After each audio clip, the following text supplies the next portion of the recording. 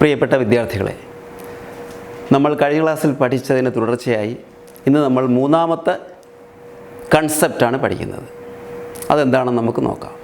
ഏതൊരു വ്യക്തി എടുത്തിരുന്നാലും, ഒരു ബിസിനസ് എന്ന് പറയുന്ന വ്യക്തി എടുത്തിരുന്നാലും, ആ ബിസിനസ് ഒന്നുകിൽ സ്വീകരിക്കും അല്ലെങ്കിൽ കൊടുക്കും.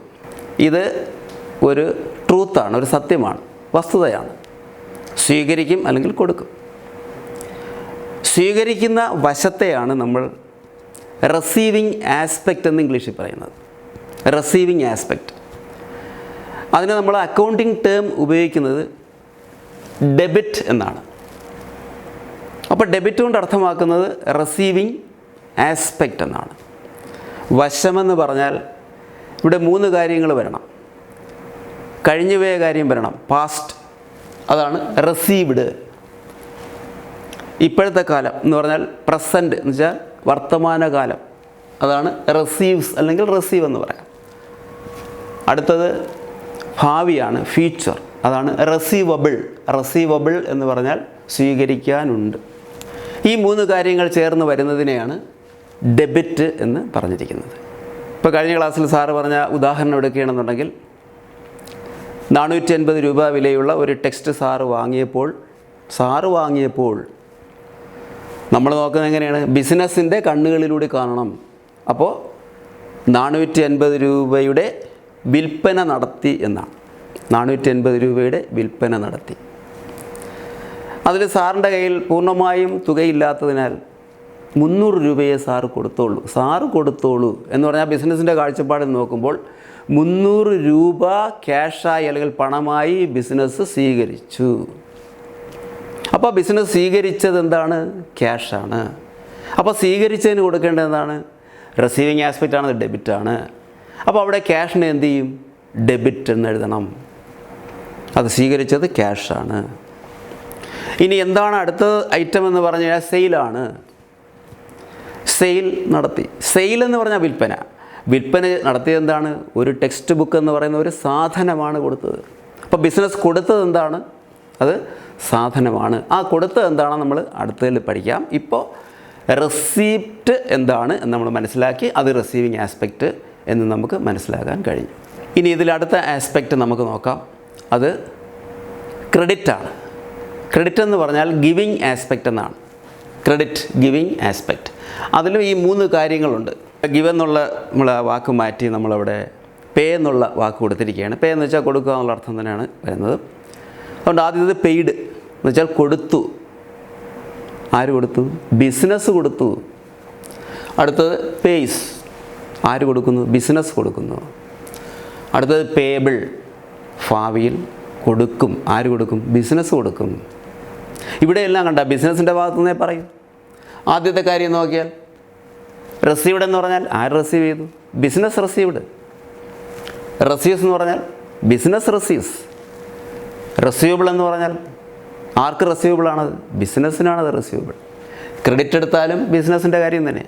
ബിസിനസ്സാണ് പേ ചെയ്തത്, ബിസിനസ്സാണ് പേ ചെയ്യുന്നത്, ഇപ്പോൾ ചെയ്തുകൊണ്ടിരിക്കുന്നത് ബിസിനസ്സാണ്. ഭാവിയിൽ പേ ചെയ്യുന്നത് ബിസിനസ്സാണ്. നമ്മൾ ബിസിനസ്സിൻ്റെ ഭാഗത്തു നിന്ന് മാത്രമേ അത് ചിന്തിക്കൂ എന്നും പറഞ്ഞു കഴിഞ്ഞു. അപ്പോൾ ആ രീതിയിലാണ് ഇത് നമ്മൾ എടുക്കുന്നത്. അപ്പോൾ ഡെബിറ്റ് ആസ്പെക്റ്റ് എന്ന് പറഞ്ഞാൽ റിസീവിങ് ആസ്പെക്റ്റ്, ക്രെഡിറ്റ് ആസ്പെക്റ്റ് എന്ന് പറഞ്ഞാൽ ഗിവിങ് ആസ്പെക്റ്റ്. അപ്പോൾ രണ്ട് വശങ്ങൾ മാത്രമേ ഈ കണക്കിലുള്ളൂ, അക്കൗണ്ടിലുള്ളൂ. അക്കൗണ്ട് എന്താണെന്ന് ഞാൻ കഴിഞ്ഞ ക്ലാസ്സിൽ പറഞ്ഞിരുന്നു. അപ്പോൾ അക്കൗണ്ടിന് ആകെ രണ്ട് വശങ്ങളേ ഉള്ളൂ. ഒന്ന് ഡെബിറ്റ്, മറ്റൊന്ന് ക്രെഡിറ്റ്. ഈ രണ്ട് വശങ്ങൾ മാത്രമേ ഉള്ളൂ. ഇവിടെ ഒരു കാര്യം കൂടി നമുക്ക് ശ്രദ്ധിക്കാം. 10,000 രൂപ കൊടുത്ത് നമ്മളൊരു ഫർണിച്ചർ വാങ്ങുകയാണ്. അപ്പോൾ ബിസിനസ് സംബന്ധിച്ച് നോക്കണം. ബിസിനസ്സിൻ്റെ കാഴ്ചപ്പാടുമ്പോൾ ബിസിനസ്സാണ് ഫർണിച്ചർ വിൽക്കുന്നത്. അപ്പോൾ ബിസിനസ് അത് തിരിച്ചെടുക്കും. നമ്മൾ അക്കൗണ്ട് എഴുതുന്ന ബിസിനസ്സിനാണ്. അപ്പോൾ ബിസിനസ് പറയുന്നത് എന്താണ്? 10,000 രൂപയുടെ ഫർണിച്ചർ വിറ്റു എന്നാണ് പറയുന്നത്. സോൾഡ് ഫർണിച്ചർ ഫോർ ക്യാഷ് ₹10,000 എന്നാണ് പറയുന്നത്. അപ്പോൾ ബിസിനസ്സിൻ്റെ ഭാഗത്ത് നോക്കുമ്പോൾ നമ്മൾ നോക്കുക, റിസീവ് ചെയ്തത് എന്താണ്? ബിസിനസ് റിസീവ് ചെയ്ത് ₹10,000 എന്ന് പറയുന്ന ക്യാഷാണ്. ആ ക്യാഷിനെ നമ്മൾ എന്ത് ചെയ്യണം? ഡെബിറ്റ് സൈഡ് കൊടുക്കണം, എന്ന് വെച്ചാൽ ഡെബിറ്റ് ചെയ്യണം. ഇനി ബിസിനസ് എന്താണ് കൊടുത്തത്? അപ്പോൾ സ്വീകരിച്ചത് ക്യാഷ്, അത് ഡെബിറ്റ് ചെയ്തു. കൊടുത്തത് ഫർണിച്ചറാണ്. അത് ഗിവിങ് ആസ്പെക്റ്റാണ്. അത് ക്രെഡിറ്റാണ്. അപ്പോൾ ഫർണിച്ചറിന് എന്ത് കൊടുക്കണം? ക്രെഡിറ്റ് കൊടുക്കണം. ക്യാഷ് ഡെബിറ്റ് തുക എത്രയാണ്?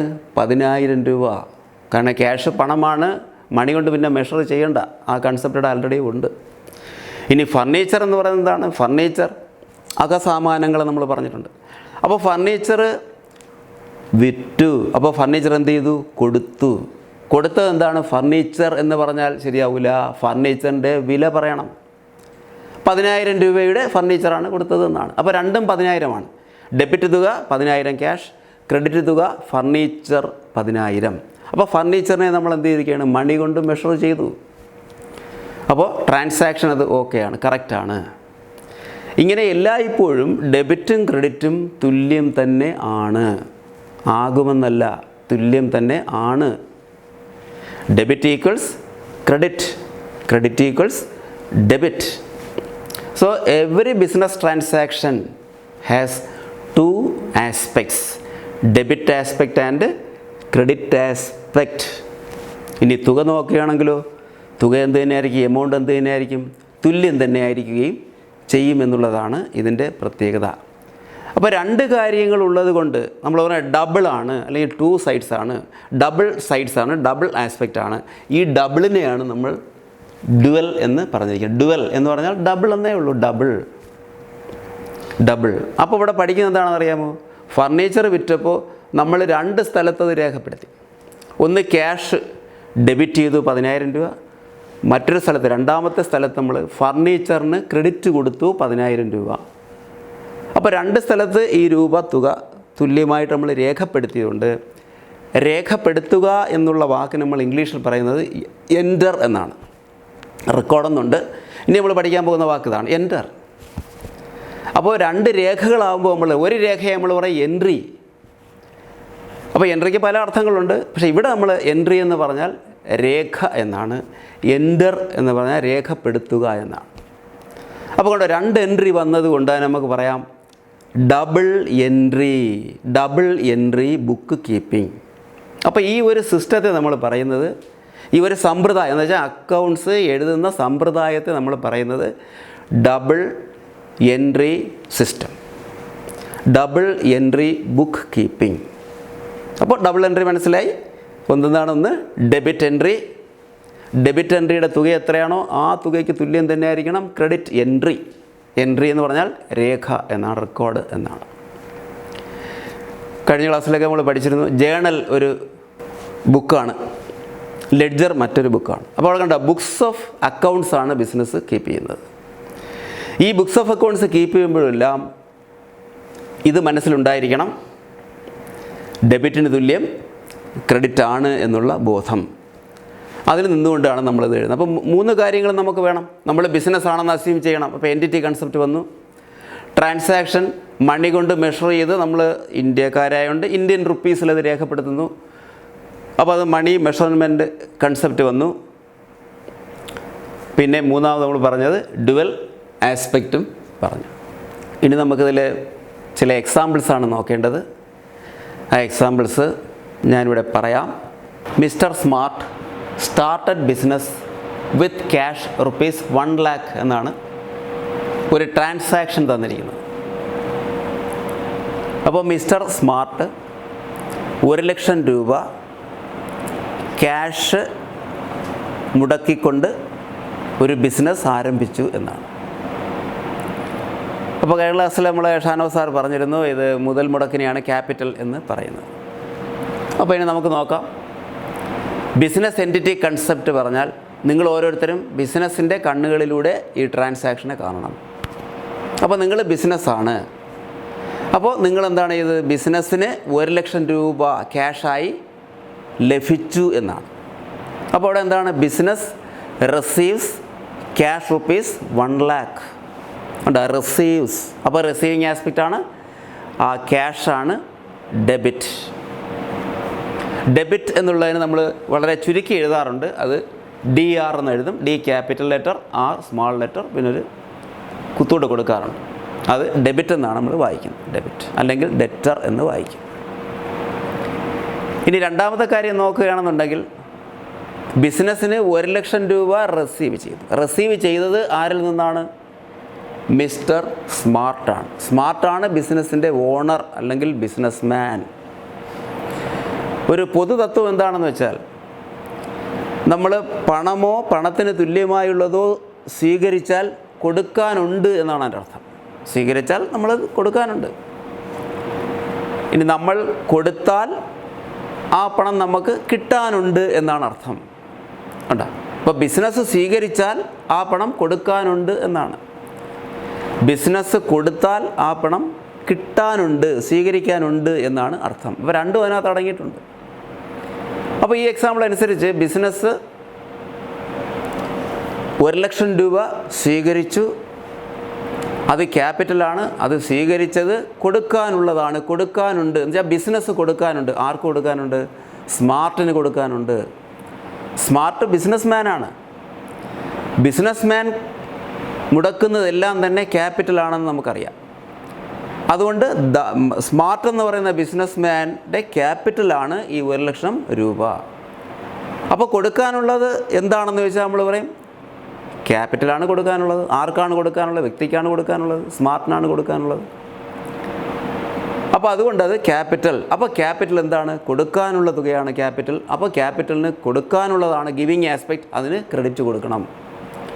അതും 1,00,000 രൂപ തന്നെയാണ്. അപ്പോൾ ഇവിടെ നമ്മൾ ചെയ്തത് എന്താണ്? ക്യാഷ് എന്ന് പറയുന്നത് മണി കൊണ്ട് മെഷർ ചെയ്യേണ്ട, അത് ക്യാഷാണ്, 1,00,000 രൂപ. ക്യാപിറ്റൽ എന്ന് പറയുന്നതും നമ്മൾ കണ്ടോ, മണി കൊണ്ട് മെഷർ ചെയ്ത് പറഞ്ഞു 1,00,000 എന്ന് പറഞ്ഞു. അപ്പോൾ മണി മെഷർമെൻറ്റ് കൺസെപ്റ്റും വന്നു, എൻറ്റിറ്റി കൺസെപ്റ്റും വന്നു. ഇനി ഡുവൽ ആസ്പെക്റ്റ് കൺസെപ്റ്റും വന്നു. Business received ₹1 lakh, that is cash received by business. Cash ₹1 lakh അത് റിസീവ് ചെയ്തു, debit. This amount is owed by the business to the businessman. This amount is payable by the business to the businessman. Payable, കൊടുക്കാനുള്ളതാണ്. കൊടുക്കാനുള്ളതാണ് credit എന്ന് പറയുന്നത്. ആ credit ആസ്പെക്റ്റിനെയാണ് capital എന്ന് പറയുന്നത്. അപ്പോൾ ക്യാപിറ്റലിന് ക്രെഡിറ്റ് കൊടുക്കുക, അതും 1,00,000 രൂപ തന്നെയാണ്. ഇത് ഡബിൾ എൻട്രി കംപ്ലീറ്റ് ആയി. ഇനി രണ്ടാമത്തെ ഒരു എക്സാമ്പിൾ ഇതിനകത്ത് പറയുന്നുണ്ട്. Loan from his friend happy ₹20,000. Loan from his എന്ന് പറഞ്ഞാൽ സ്മാർട്ട് എന്നാണ്. സ്മാർട്ടാണ് ബിസിനസ് മാൻ. സ്മാർട്ടിൻ്റെ സുഹൃത്തിൽ നിന്നും 20,000 രൂപ വായ്പ എടുത്തു. ലോണെന്ന് വെച്ചാൽ വായ്പ. ആര് വായ്പ എടുത്തു? ബിസിനസ് വായ്പ എടുത്തു. നമ്മൾ ബിസിനസ്സിൻ്റെ ഭാഗത്ത് നിന്ന് നോക്കൂ, കാരണം എൻറ്റിറ്റി കൺസെപ്റ്റാണ്. ഇപ്പോൾ ബിസിനസ്സിൻ്റെ കണ്ണുകളിലൂടെ നോക്കുമ്പോൾ ബിസിനസ് എന്ത് റിസീവ് ചെയ്തു? 20,000 രൂപയാണ് റിസീവ് ചെയ്തത്. 20,000 രൂപ ക്യാഷാണ്. മണി മെഷർമെൻ്റ് അവിടെ കറക്റ്റായി. അപ്പോൾ ക്യാഷ് റിസീവ് ചെയ്തു, അപ്പോൾ ഡെബിറ്റ് ചെയ്യണം. റെസിപ്റ്റ് എന്ന് പറഞ്ഞാൽ ഡെബിറ്റ് ആണല്ലോ.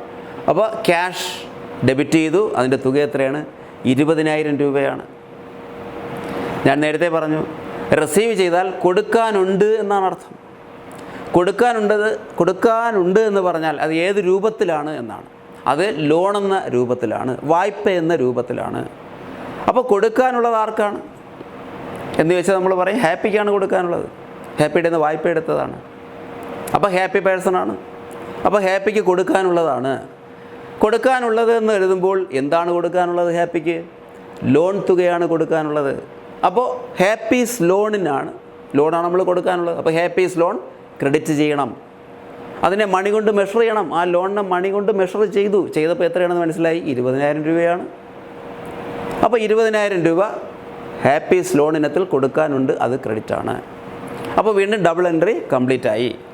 ക്യാഷ് ഡെബിറ്റ് 20,000, ഹാപ്പീസ് ലോൺ ക്രെഡിറ്റ് 20,000. ഡബിൾ എൻട്രി അവിടെയും കംപ്ലീറ്റ് ആയി കഴിഞ്ഞു എന്നാണ്. ഇനി നമുക്ക് ഇതിൻ്റെ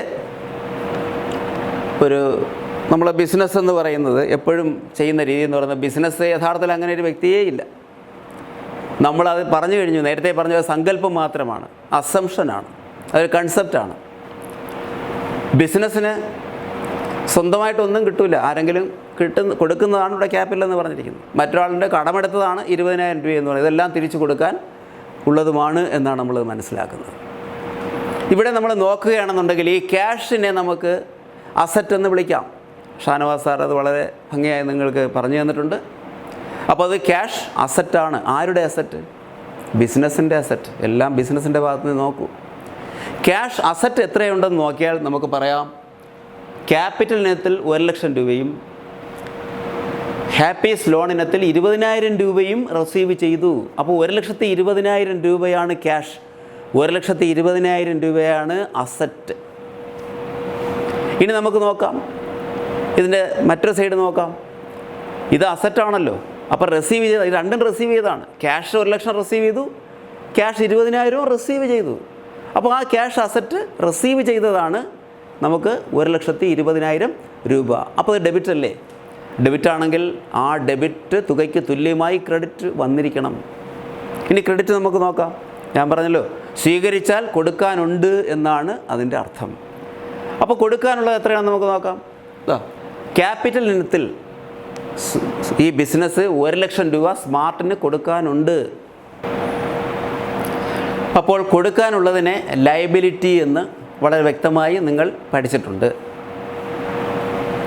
അത് ലയബിലിറ്റി. ഇനി ലയബിലിറ്റി നമുക്ക് നോക്കാം. കൊടുക്കാനുള്ളത് എത്ര തുകയാണ് എന്ന് നോക്കാം. ബിസിനസ് കൊടുക്കാനുള്ളത് സ്മാർട്ടിന് ക്യാപിറ്റൽ ഇനത്തിൽ 1,00,000 രൂപയും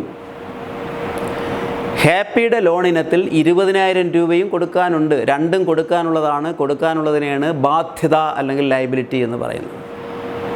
കൊടുക്കാനുള്ളതിനെ നമ്മൾ ക്രെഡിറ്റ് എന്നല്ലേ പറഞ്ഞത്. അപ്പോൾ ക്രെഡിറ്റ് തുക എത്രയുണ്ട്? 1,20,000 രൂപയുണ്ട്. ലയബിലിറ്റീസ് എത്രയുണ്ട്? 1,20,000 രൂപയുണ്ട്. നേരത്തെ നമ്മൾ അസറ്റ് പറഞ്ഞു 1,20,000 രൂപ ക്യാഷ്. അപ്പോൾ ഇവിടെ എന്ത് ചെയ്തു? ഡെബിറ്റിന് തുല്യം ക്രെഡിറ്റ്. അല്ലെങ്കിൽ അസറ്റ് എടുത്തു കഴിഞ്ഞാൽ അസറ്റിന് തുല്യമായി വരുന്നത് എന്തൊക്കെ ചേരുന്നതാണ്? ക്യാപിറ്റൽ, അതുപോലെ ലയബിലിറ്റി. ഇനി നമുക്ക് പ്രധാനപ്പെട്ട ഒരു ഇക്വേഷനിൽ വരാം. അക്കൗണ്ടിങ്ങിൻ്റെ ബേസിക് ഇക്വേഷനാണ് ഈ ഇക്വേഷൻ. കഴിഞ്ഞ ക്ലാസ്സിൽ ഷാനവാസ് സാർ നിങ്ങൾക്ക് മനസ്സിലാകത്തക്ക രീതിയിൽ തന്നെ പറഞ്ഞിരുന്നു. ഞാനും കൂടി പറയുന്നത് മാത്രമേ ഉള്ളൂ, ഒന്ന് ശ്രദ്ധിക്കുക. അക്കൗണ്ടിങ് ഇക്വേഷൻ എന്ന് പറയുന്നത് assets equal capital plus liabilities എന്നാണ്. വാക്കുകളുടെ അർത്ഥമൊക്കെ നിങ്ങൾക്കറിയാം. ഞാനൊരു ട്രാൻസാക്ഷൻ എഴുതി, അതിൽ നിന്ന് എങ്ങനെയാണ് അക്കൗണ്ടിങ് ഇക്വേഷനായി മാറുന്നതെന്നാണ് ഇവിടെ നമ്മൾ പഠിക്കുന്നത്. ക്യാഷ് അസറ്റാണ് ക്യാഷ്. അത് 1,20,000 രൂപ വന്നത് എങ്ങനെയെന്ന് നിങ്ങൾക്കറിയാം. ക്യാപിറ്റൽ ഇനത്തിൽ 1,00,000 രൂപയും ഹാപ്പിയുടെ നിന്ന് വായ്പ വാങ്ങിയ ഇനത്തിൽ 20,000 രൂപ. അപ്പോൾ ക്യാഷ് വന്നത് 1,20,000, അത് അസറ്റ്. ഈക്വൽസ് ക്യാപിറ്റൽ 1,00,000 രൂപയാണ്, പ്ലസ് ലയബിലിറ്റീസ് ബാധ്യതയാണ്, അത് ഹാപ്പിയുടെ ലോണാണ് ബാധ്യത, അത് 20,000. അങ്ങനെ 1,20,000. അപ്പോൾ asset equals, assets equal capital plus liabilities. ഇത് ബേസിക് അക്കൗണ്ടിങ് ഇക്വേഷൻ. ഇത്രയും കാര്യങ്ങൾ നിങ്ങൾക്ക് മനസ്സിലായെന്ന് കരുതുന്നു. ഇനി നമുക്ക് അടുത്ത ക്ലാസ്സിൽ കാണാം.